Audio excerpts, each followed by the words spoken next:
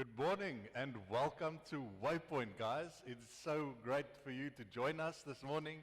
I'm looking at Quibus, who's our coffee shop entrepreneur here. He's provided us with some great coffee this morning. But I trust that where you are at the other side of your screen, you're sitting with a nice cup of coffee or tea and enjoying this wonderful Sunday that's lying before us. And guys, what a week it's been. There is so much news going on, so much memes going on. I mean, it's just insane. How do we find time for anything? But I would just want to say thank you for tuning in. It's so great that you are here and you've made the right decision. And if it's your first time tuning in to our Waypoint online experience, I want to invite you, if you like what you see, go and subscribe. Click the icon below, subscribe. You'll get all the news and upcoming content on a weekly basis that's coming. It's not too much, but it's just enough to keep you there and keep you coming back. And then also, if you don't have the Waypoint app, Waypoint SA app, it's free on the App Store or Play Store. You can just download it there. Now, today, we're in week 3 of our series, Halftime, because it's halftime in the year, that's right. So today we're going to end, it's going to be really practical, so great news for you guys that need a to-do list, you guys that needs to know what's the next step. Today is the great day for you to tune in. And I don't want to just talk about today, but next week, the Good Room. It's coming up next week. The Good Room is a fantastic standalone that we have next week. It's going to be spearheaded by Michael Jr. He is a Christian, wait for it, a Christian comedian. That's right. We partner with Life Church in America, and he was there just a while ago. So he's bringing the message. It's going to be great. We're going to laugh, lacquer. We're going to have a great time. So don't miss next week, the Good Room. I believe we could all do with a bit of humor. We can all laugh a little bit more these days. So why not join us next Sunday for the Good Room? So today, I don't want to talk too much before we go. We're going to go into week 3 of halftime, and then after that we'll be done. There will be short announcements at the end, or some quips, so you can stay tuned. It's just about 30 seconds afterwards. You'll find some important info at the end if you need to know anything more. And in the chat rooms, if you're in the chats, feel free, let us know where you're from. We'd love to connect with you because connection is what it's all about. Connection is what we were made for. So use that platform. We would love to be in person and give you a nice handshake or a hug, but use the chats. Let us know where you're coming from, where you're tuning in from today. I know there's a few of our people scattered during the school holidays. So yeah, let us know where you are and what you guys are up to. But without further ado, let's go into week 3 of halftime.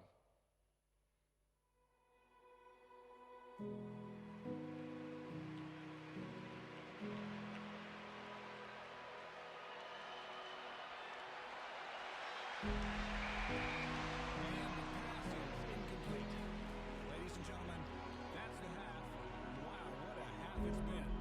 I guarantee you nobody saw this coming as the team does not look like themselves. They started off strong, but just couldn't keep up.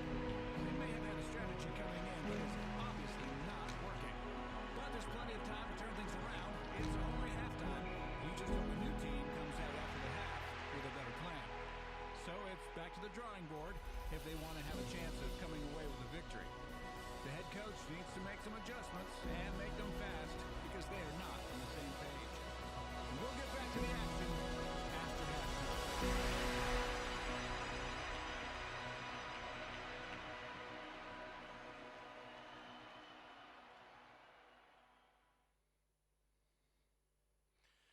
So, we've been looking at halftime and how halftime is a pivotal moment in a match. I mean, you know this. Halftime is more often than not what makes or breaks the game. And we love those movies. In fact, that's where sport movies. In sport movies, one of the most pivotal times is the halftime, because in sport movies, you know, the first half did not go well.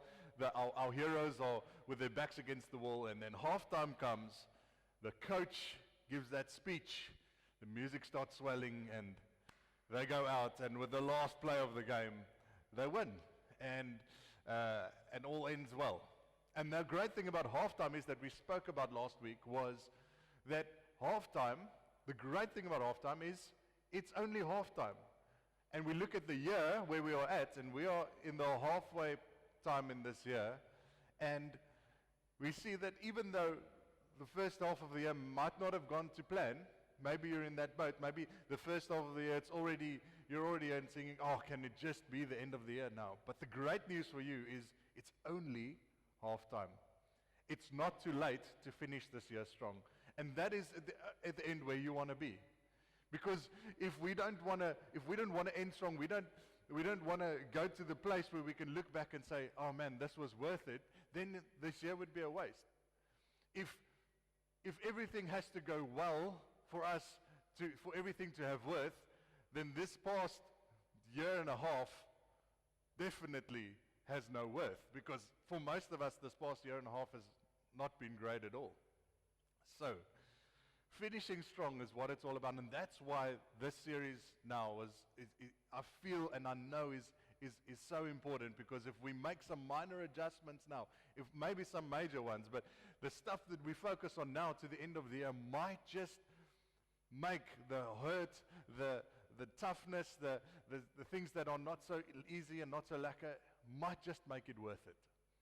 So, I talked earlier, about the coach and the speech, and I love, there's some great coach stories out there, the coach, I love this one story now, Rassie Rasmus, I believe he should be knighted, as most South Africans should. Now, Rassie Rasmus, if you don't know, he was the coach for the South African Springboks who won the 2019 Rugby World Cup. He was the coach, and he took that South African side, who were ranked 7th in the world only 2 years prior, and he took that team in only 2 years, and they went on to win rugby's most coveted championship, the Webb Ellis Trophy, the World Cup. So Rassie had started out interesting, because there was a time in Rassie's career when he just started out, and he was coaching the Free State Cheetahs side, and he would sit on the roof of the stadium. Now, you know how high that is. And he would sit on the edge of the roof. He'd have his little booth there. And then what he would do is he would just color code. He had these colors. And then he would show to the team from the roof the colors. And they would play and look and then see, okay. And then when they're not sure what to do next, they look there. And then he's got a code that he's giving them. And he's talking to them. And he's found a way. And that's crazy. But for the fact that the Cheetahs actually won that year, the cup, they won the cup that year, the Currie Cup. So he did something right. And as he went on in his coaching career, obviously, we didn't keep doing that, but he found ways of talking. And you'll see this in most sports. The coach is always talking, he's always busy, whether it's through other people, whether it is on the radio. With some coaches, and I know in soccer they do this, is the coaches are actually next to the field talking to the players. They don't have a booth up there like in rugby. They're just next to the field. Then sometimes they even go onto the field, which they're not allowed to do, But coaches play such an important role. But I'm going to get back to that a bit later. But if we look at something we can start doing for the year coming up. Now, we looked last week. The first week we asked some tough questions, is what would this year look like if we decided to follow Jesus? If we decided to put our trust in him, and then the first week or the last week, we looked at we were challenged a bit, and we looked at our time and how, if we start measuring our time and we'll say, okay, time isn't just an indefinite thing that can't be measured, but if we actually look at next week and the next month and the next 6 months, there's only so much days that we can make this count. I am going to make the most. And what would happen if for the next year, for the next 6 months, I just said, I'm going to make the most of every day. I'm going to live like tomorrow is promised to no one. Because guess what? Tomorrow isn't promised to me. So what would that look like if you knew, tomorrow is not promised to you? And a life like that takes on more purpose than just living to get through. So, we looked at time. Now this week, we're going to look at what do we need to do, what are some practical stuff that we can do to actually make sure that we finish strong, to make sure that this is going to be that worth it. So, we're going to look at something called prayer. Now, prayer is often considered, in the religious context, but prayer is something that we know we should do, especially if you're a Jesus follower. It's something that you know you should do, but it's one of those things that it's the first thing that we don't do when things aren't going well.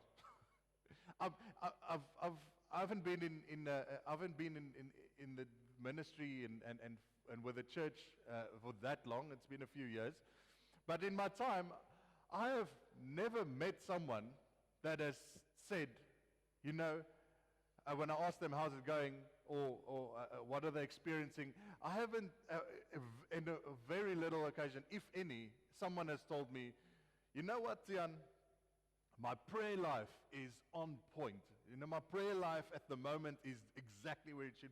My prayer life is just so on fire at the moment. I've heard a lot of other stuff, but that hasn't a lot of time happened. I haven't heard those words a lot, and I mean, I've seen it in my own life. I'm not just looking at others, in my life as well. Prayer is often the last resort. We look at it and like, when the popo hits the fan, when all the chips are down, there we go. Prayer needs to work. Then we need to tap in.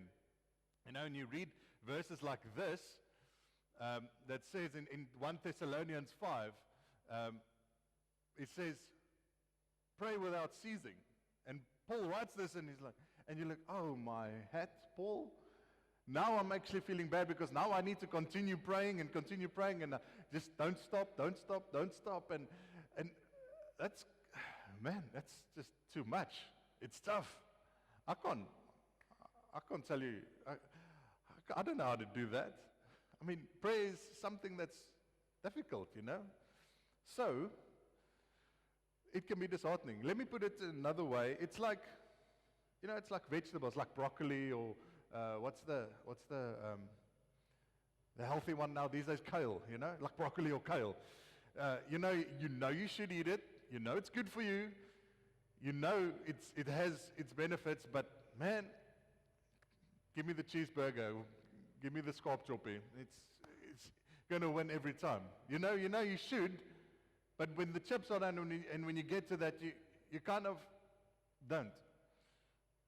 And we know and the other thing is we know it's good for us. I don't need to tell you that prayer is good for you. You know that.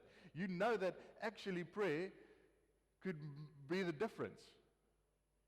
I actually want to maybe ask you this question. Maybe this is gonna hit home for you. What would happen if we prayed more in the second half of the year? If we prayed more than the second half of the year than we did in the first half? What would happen if we prayed more in the second half? What would it look like? For you? For me? I know for me it would look, things might actually change. Some stuff that I've been struggling with would all of a sudden seem to be put into perspective. And you know this. You know that in your life, things could look so much more different. So we know that it is good for us. So the challenge for us is not should we pray. We know we should. Especially if you're a Jesus follower. Why? Because this is your connection to your Father. This is the connection to the head coach. More on that later. But this is the thing that's going to put life into perspective. This is the thing that's going to give purpose. This is the thing that's going to open your eyes broader than what you can see in front of you. So we know that prayer is important. We know that prayer is something we need to do. So the question, I'm going to ask us two questions today. And we're going to explore this, and it's two practical things, because we know we should pray, but the problem is the application. The problem is we have this idea of prayer that often is wrong. We have this prayer and this understanding that maybe needs to change. Maybe we realize that, okay, and whether it's our understanding of prayer or whether it is something we need to do in order to make it happen more. So the first question we're going to look at is, how do we pray more? How? Because a lot of us don't actually know how. You know, we grew up and we were learnt as we were kids, you know, this is how you pray, and kind of that prayer is just kind of stuck with you, and then when you find yourself, that is basically how you pray. You don't really stray off that, and all of a sudden those words just don't seem to work, and then more often than not, you seem like you're praying, we've all felt that, you're praying into a ceiling, into a roof, and then you get to the age where you're asking, well, why am I doing this? What is the point? You know? So the question maybe is how do you pray? Maybe we've been praying wrong this whole time. So we're going to look at that, how do we pray? And then the second question we're going to ask is, what to say when you pray? Maybe there's something we should be saying in prayer rather than just going through the motions. Maybe there's something that happens with us when we say the right thing. And it's not about seeking the right words. It's about your heart. Where is it coming from? So I'm going to get to that, so don't worry. So if we look at the first question, how do we pray more? I believe there's a lot to be learnt from that 1 Thessalonians 5 passage that we saw earlier, pray without ceasing. Now, the context of that, if you just read pray without ceasing, you realize, okay, that's tough, I can't do that. But that's why reading the Bible, that's why I love the Bible, there's so much more context, there's so much more to get, and you can read the same thing over and over, and it can mean something completely more and richer and different than you previously did when you read it. So that in context, you actually have to read the whole sentence, because Thessalonians 1:5, verse 16 to 18, actually the whole sentence is broken up into sections. So if we read the whole sentence, this is what it says. It says, rejoice always and pray without ceasing. Give thanks in all circumstances, for this is the will of God for you in Christ Jesus. So this whole context, he's giving us what seems to be a to-do list.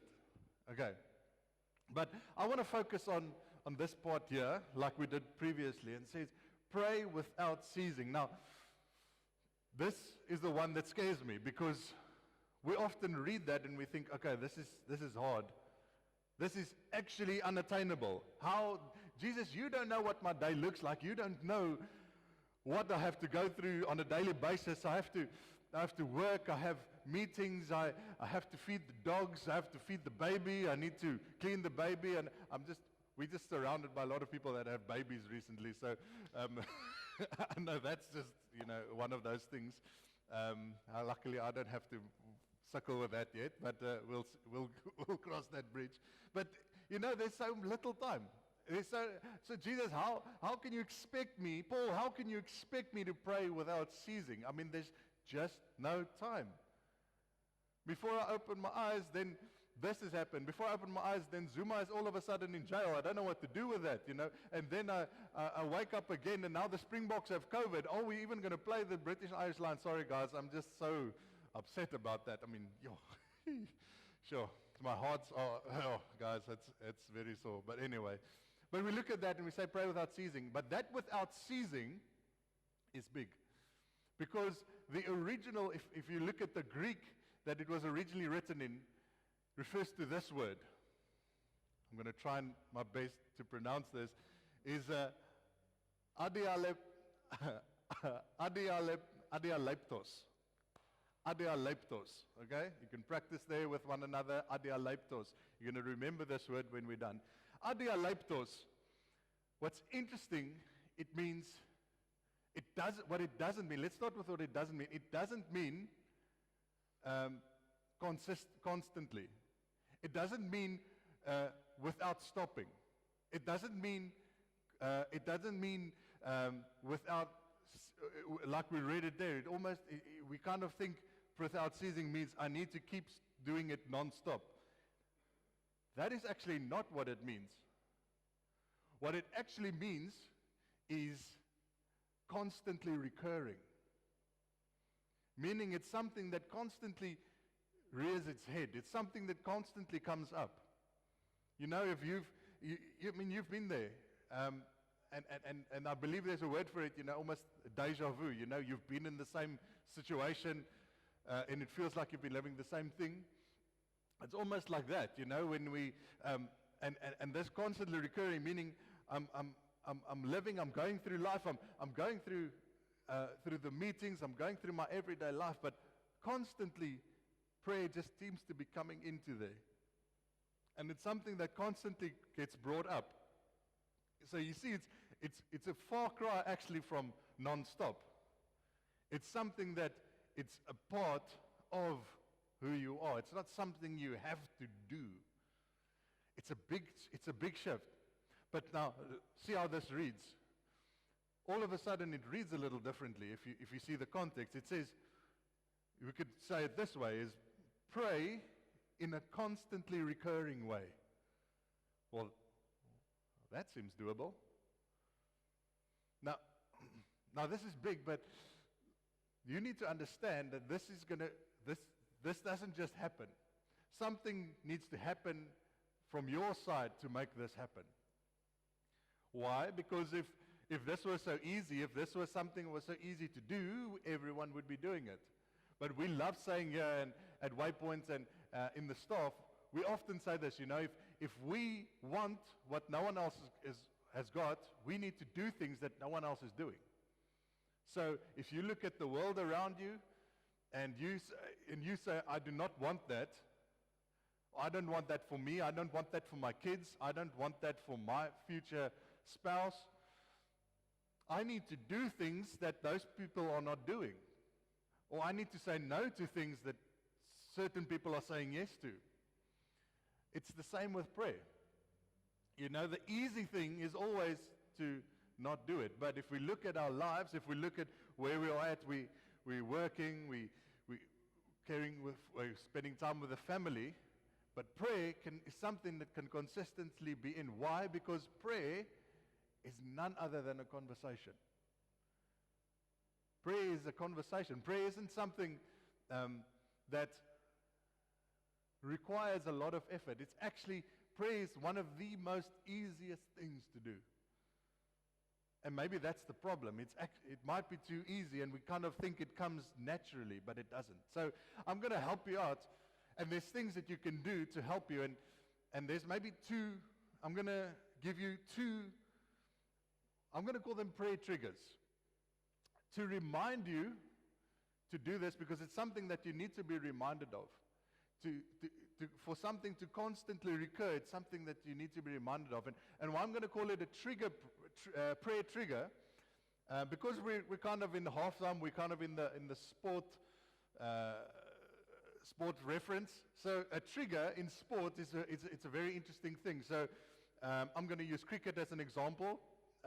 So for cricket, you have what you call a trigger movement when you bat. Now a trigger movement is when the guy comes and he bowls and he's running up, you as a batsman have a trigger movement. And what the trigger movement does, it reminds you to get your posture right. It reminds you to get your mind and your body in line and ready for what's to come. So a trigger movement, they will bowl, and the trigger movement might just be a that, or it might be a that, or whatever that is. But what that does is it gets them ready in position for the ball that's to come. So, a prayer trigger does exactly the same. A prayer trigger reminds you, okay, I need to be ready, I need to do something for when this ball comes. And prayer is the best way to set yourself up for what life gives you. How do you know what to do with that ball? How do you know what to do, what life gives you, if you are not talking to your Father who knows what needs to be done with that ball? What needs to be done with that. So, but that trigger is just going to remind us. There's another trigger that I saw yesterday. I was watching the Wimbledon wheelchair tennis semifinals. A great lady from South Africa, Montjane, she's gone through to the finals, and she's in the wheelchair final. And what she does is, as they're serving to her, her trigger movement is before she's going to get the service, she wheels her wheels like this, getting herself ready, and then just before the lady hits the ball, she throws herself forward so that she can hit the ball. And what that does is just reminds her to get focused, get her body in position to be ready to hit that ball. I mean, it's amazing. You guys should watch it. It's really amazing. So, prayer triggers. So here's something that I want to look at when we look at the first prayer trigger. And the psalmist wrote this now in Psalms 55 verse 16. The psalmist writes this, and he says, "But I call to God and the Lord that saves me." And then he goes further and he says, "Evening, morning, and noon, I cry out in distress, and he hears my voice." So firstly, he's looking there and he's saying, this is a personal invitation. I call on God. It's not saying I'm coming before God as the perfect person with everything in order, because that's where we are a lot of times. We think everything needs to be right. Our life has to be organized, everything right, and then we can be ready to come into God with what we need. No.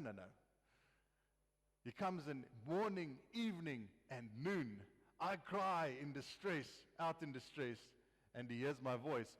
Evening, morning, and noon.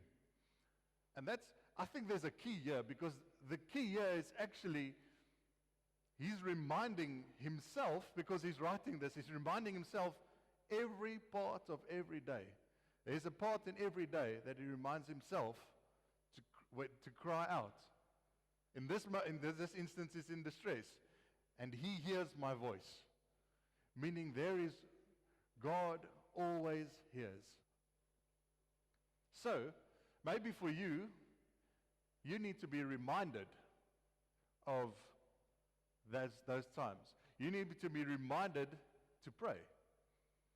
And this, I believe, is where, and just bear with me for a second, because coming from me, this carries a lot of weight. I'll tell you why. Because I am, on this team of ours at Waypoint, I am probably the least technologically savvy person there is. Technology scares me. Like, I was talking yesterday to someone, for a lot of people, the scariest thing would be to be here on stage, speaking to people. For other people, it might be, driving or whatever. For me, the scariest thing is to do online shopping. And I'll tell you why. Not because of the spending money. It's because how can something know my personal details? What if they steal my, what if the computer takes my money? I stress. That freaks me out. So coming from me, this carries weight. But maybe what if we started leveraging this thing to our advantage? So instead of this thing becoming a distraction, technology becoming a distraction, what if we start leveraging the stuff in our lives to remind us evening, morning, and noon to cry out to God. So, reminders, there are apps. There are so many apps that can do this, but you can even just a reminder. We have reminders for everything in our lives. Reminders to wake up, reminders to, some of you, to brush your teeth. There's reminders for so many things, what to eat, when to eat, pick up the kids from school, remember to clean the pool. But what if we put a recurring, there's that word again, recurring reminder to pray? So there's practical for you. Maybe for you, this is the step that you need to take for the next 6 months, is start getting that prayer trigger ready and getting your reminders ready and reminding you to, okay, I need to pray. And you can go even more specific. And you can put that reminder in and say, I need to remember to pray for this, and this. I need to remember to pray for that meeting tomorrow. I need to remember to pray for someone's mother that's not doing too well. I need to remember to pray for my kid. I need to remember to pray because I might be anxious tomorrow. remember, remember. This is a recurring thing. So maybe we start to need to get that prayer trigger ready to get us in the place where we're recurring, where it's a recurring prayer. That's big. Now the second prayer trigger, so I was talking about, time, and we talked about that last week as well, but time, specifically when we look at prayer, is maybe start planning this prayer, starting to plan this prayer life.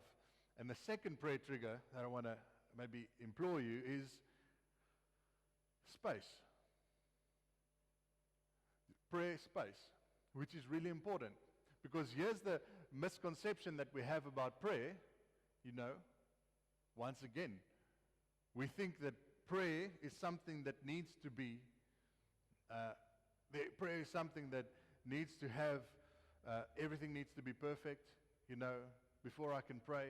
I can't, when things are hectic and the children are screaming and the dogs are barking and the boss is at me and pressing me for stuff, I tend to think, this is the worst time to pray. Everything needs to be, no. If you go and look in your day, if you go and look at the hours of your day, there is places and spaces for you to really press into this, to get this recurring prayer time going. For me, a big part of that is driving. Driving is something that I actually do quite a lot, and that time in the car, is a magical time for me. It's a time that I could really spend and start getting that rhythm of recurring prayer and start praying for people that I never thought I would pray for. Start praying for people in my life. Start praying for things that I want to see happen. Praying, just hearing and seeing what's on God's heart. What does He want? What does the Father want from me?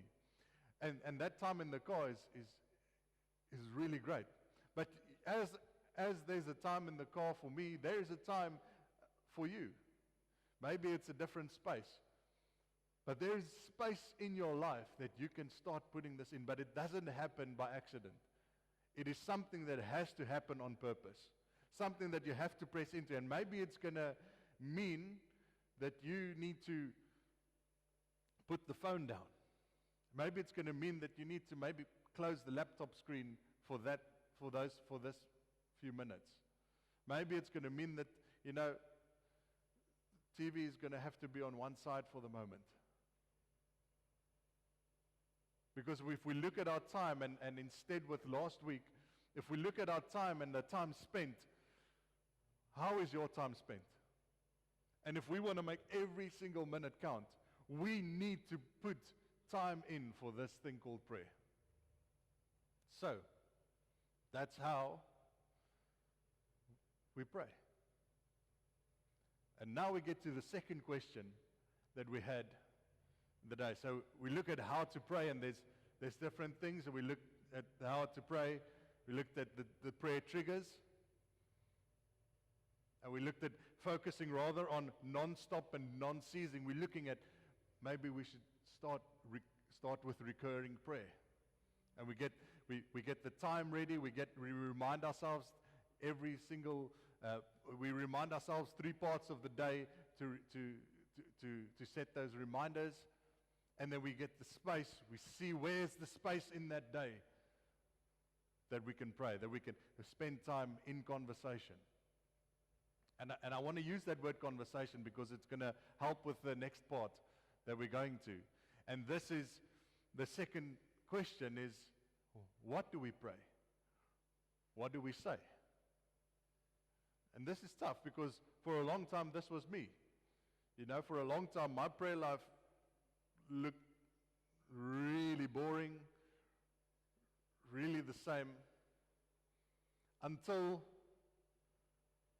I didn't start praying in the classical sense, but the word conversation, where someone talked to me about a conversation rather than a prayer, and all of a sudden things started to change because now I'm not praying to something, I'm talking to someone.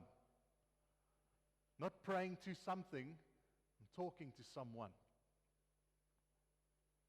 And And this isn't a new question. This isn't a new problem. The people, in fact, this was one of the stuff that Jesus' own followers, his own disciples, struggled with as well. So they looked at Jesus and they said, well, he's praying a lot different. His prayers look differently. He's doing something differently. So after a while, they come to him and they say, well, they ask Jesus, well, Jesus, teach us how to pray. We see something different here, and we want that. So Jesus, why don't you teach us how to pray? And Jesus, being Jesus, he showed them. Because this is actually what he wants. Because he knew that this was key.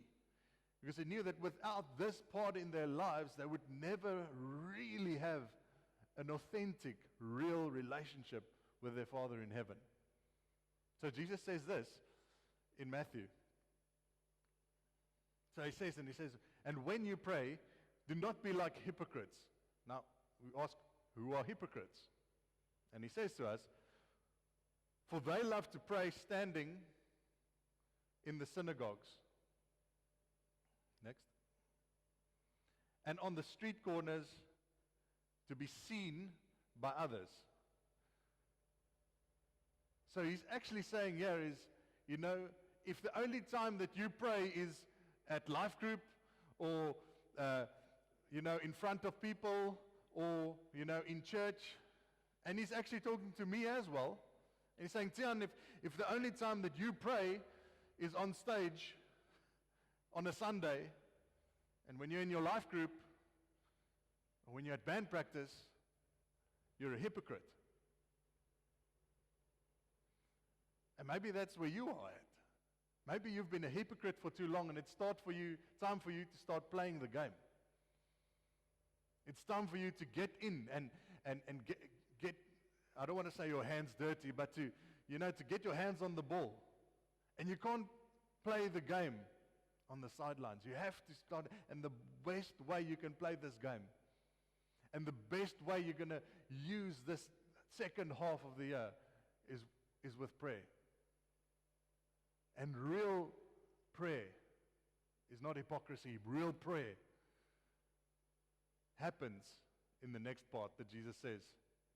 But when you pray, go into your room, close the door, and pray to your Father who is unseen. He says, go pray. When you pray, go into your room. And this is big because this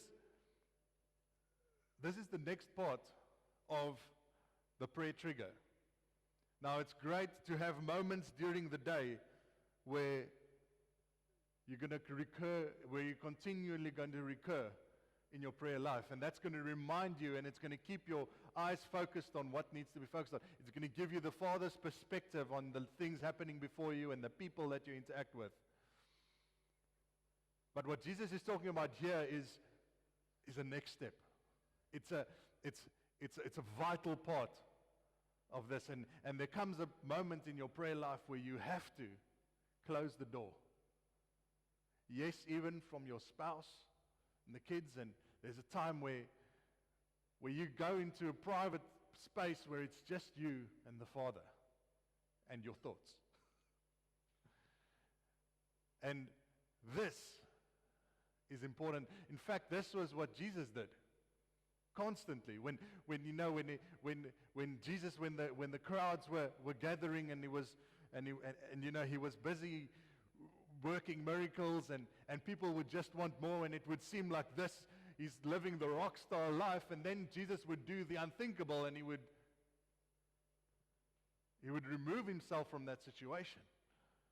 And he would go for hours and sometimes even days at a time. He would separate himself because he knew that there was a time in your prayer life when I need to go into my room and close the door. Go into that space where it's just you and you have the real honest conversations with God that you can't have in front of other people. And that is amazing because you're praying to not God, not a being. No, you're praying to your Father. You're having a conversation with your Father who is unseen. That's where the heart-to-heart comes. That's That's where you tell God not how great everything is and how, how you are aspiring to be a better person. No, that's where you say to God, like the psalmist prayed, I cry out. That is the time in your life and the time in your day where you say, God, I'm worried. I am worried about this. I'm worried about the future. I'm worried about tomorrow. I don't know where this is going to go. God, I don't know how to lead my wife and my family. God, I'm feeling like a hypocrite. I'm struggling with this and this and this. Wow. That's not just prayer. That is a conversation. That is a heart-to-heart. That is real. And guess what? That is what your Father wants more than anything, is realness. Real, authentic conversation and prayer. But can you see that you cannot do that just willy-nilly when you want? I'm not saying when you want, but you can't just do that in front of people half time during the day. No, this is time that is set out. There's a consistency to this. There is time set out for this that needs to go into heart-to-heart with the Father. And then Jesus continues and he says, and when you pray, because here we come to the, what do we say? And when you pray, do not keep babbling like the pagans, for they think they will be heard because of their many words. No, he continues and he says, do not be like them, for your Father knows what you need. Now this is big. What he's saying here is you don't need to come with God. You don't even have to words. In fact, you don't even have to say anything. You can just sit and be. And you can start talking, not because you feel you need to say something, but when you start talking, then you start talking real. And then he says, for your Father knows what you need. Now, I've always struggled with this because I was always thinking, oh, why should I tell God what I need? Why should I tell God what I'm feeling if he already knows what I'm feeling and what I need? What is the point in that? Let me tell you what the point is in that. Yes, your Father knows what you need, but you don't always know. And sometimes you need to say it and you need to actually hear yourself ask and hear yourself say for you to believe. And your Father knows what you need. It's like when you're small and your dad is and you're talking with your dad. Your dad knows the answer to your question. Your dad knows what you need in that moment. But he doesn't just want to give it to you because you're not going to learn anything. If parents had to just react on every single impulse that their kids have, no, the big thing about growing up is learning for yourself. Learning for yourself how to do things. It's like brushing your teeth, the first time you brush your teeth, your dad holds your hand or your mother holds your hand and they show you and they're brushing your teeth and you're getting in there and you remember to do the tongue, and just behind the ear, just for good measure. No, I'm kidding. But, you're doing that. But at a time, the parents and you guys that are parents will know this, is your child needs to kind of start doing that for themselves. They start asking. They need to go to the next step and start asking for the next stuff. Dad, how do I draw? Dad, how do I do this? And it's more authentic for your child to tell you than you telling your child. So, isn't that the same as it is with God? Maybe he wants you to hear. He wants to hear you say. Because then you know that it is authentic. So, Jesus has given us the blueprint for authentic relationship. And then he continues in there, And then he goes into one of the most well-known prayers, the Our Father. And you can go read the Our Father in Matthew 6. I'm not going to go through it, but it's so amazing because he just gives you a blueprint to talk with your dad. Not word for word, but he's saying this is, if you want to know what is important, and that blueprint is based on intimacy. It's based on relationship. And he goes on and he shows you how to, when you go to God, what should your posture be? It's not a posture of trying to be something you're not. It's a posture of talking with the Father and acknowledging who you are talking to. Acknowledging that you don't have it together. So, my friends and my brothers and my sisters and everyone that's on the other side of the screen, this morning, I want to ask you the question, are you in conversation? Not just in prayer, but are you in conversation with your Heavenly Father? Are you hearing the head coach? Because in the second half coming up, the head coach is going to be in your ear the whole time. He's going to be talking you through it play by play. He's going to know exactly what to do in that situation. He's going to know exactly what to do in that situation, but he's not the one playing the game. You are. And what you are going to do, whether you are going to respond to the head coach's voice, is up to you. But today, we're not going to you responding to the head coach's voice. We just want to get you to, we just want to set you up. And you need to set yourself up for you to hear the head coach's voice. Because that is what prayer is. It's for you to hear your Father in heaven's voice. And that's why I will do my prayer triggers. I'm gonna become a recurring prayer. I'll get a better word for that. I'll become a recurring conversationalist. That's the word. I'm going to be in conversation recurringly. It doesn't have to be non-stop, but it has to be recurring. And then I'm going to find some space in my day, some key space areas in my day, where I can do that. And remind myself, and then my prayer triggers, I'm going to get those spaces, whether it's in my car, whether it's first thing that I do when I get to my desk in the morning. But I'm going to find those spaces in the day that I can utilize and make the best use of that time to hear the coach's voice. And then the coach says, okay, time out. There comes a day when it's a time out. And it's just you and the coach.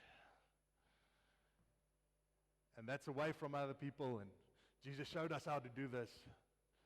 And we're going to have a heart-to-heart. And we're going to say, what do we need to take this further? What do we need to do to just maybe take the next step? Because guess what? The second half is not easy. In fact, it might even be harder than the first half. And you're going to need to dig deep. And it's going to be some tears, there's going to be some blood, sweat, and there's going to be some hard times. But if we dig in and if we really are serious about this, about finishing strong, this past year of uncertainty, of COVID and all the things that go with it, this past year of loss, I might never want it again, but man, it was worth it. So today, I'm not going to end in a prayer. I'm going to end in a song. And it was a song that we sang in the first week. And it's called Another in the Fire. Because you're going into the second half. And it might seem daunting. It might seem like you're alone. But you have the head coach in your ear. And he's going to be the one that he's already fought the battle. He's already won the second half.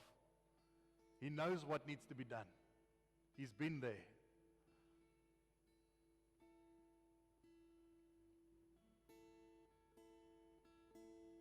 So this song is called Another in the Fire. So if you're feeling alone, I want to invite you to just listen to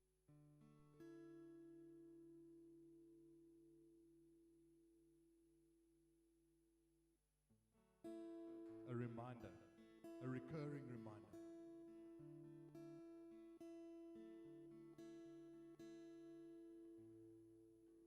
There's a grace when the heart is under fire. Another way when the walls are closing in. And when I look at the space between where I used to be and this reckoning, I know I will never be alone. There was another in the fire, standing next to me. There was another in the waters, holding back the seas. And should I ever need reminding of how I've been set free, there is a cross that bears the burden where another died for me. There is another in the fire.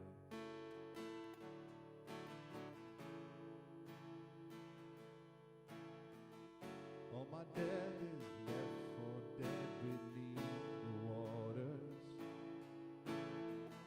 I'm no longer a slave to my sin anymore. And should I fall in the space between what remains of me and this reckoning, either way I know to the things of this world I will never be alone. There is another in the fire, standing next to me. There is another in the waters, holding back the seas. And should I ever need reminding what power has set me free, there is a grave that holds nobody, and now the power lives in me. There is another in the fire. Oh, there is another in the fire. Oh, there is another in the fire. Oh, there is another in the fire.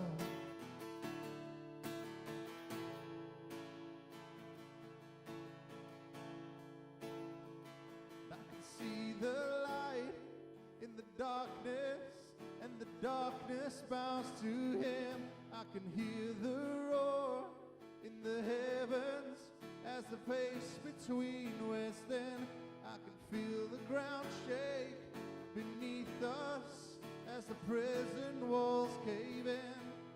Nothing stands between us. Nothing stands between us.